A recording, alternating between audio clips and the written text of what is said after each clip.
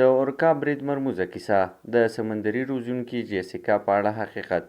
د څو ورځو راهیسې په ټولنیزو رسنیو یوه ویډیو لاس په لاس کیږي چې په کې ادعا کیږي د سمندري ژوو یوه روزونکي جیسیکا د ژوندۍ نندارې پر مهال د یوه وژونکي څپان یا اورکا لخوا وژل شوې ده.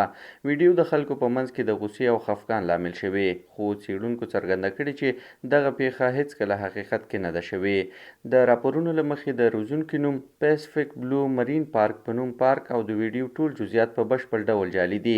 د مصنوعي ځیرکتیا یا AI په وسیله جوړ شوي انځورونه او غږونه کارول شوي ترڅو یوه خیالي کیسه د رښتینې په څیر وړاندې شي چې په پایله کې میلیونونه کسان وغولېدل.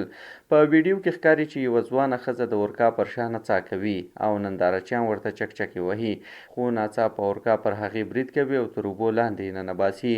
آنلاین خپرونو کې ادعا شوې چې جیسیکا 23 کلنه وه او له اوبو رایستلو څو دقیقې وروسته مړه شوې ده، خو د دې ادعا لپاره هیڅ قانوني یا خبري ثبوت نشته. د موضوع له خپرېدو سره بیا د اورکا د واقعي بریدونو بحثونه تازه شول، لکه د تیلکوم په نوم اورکا هغه پیښه چې په 2010 میلادي کال کې د امریکا په اورلاندو کې یوه تجربه لرونکي روزونکي ووژله. د څېړونکو په وینا دغه جعلي ویډیو د AI د خطرونو یوه بیلګه ده او ښیي چې څنګه ناسم او دروغجن معلومات په لنډ وخت کې د ټولنیزو رسنیو له لارې میلیونونه خلکو ته رسیږي.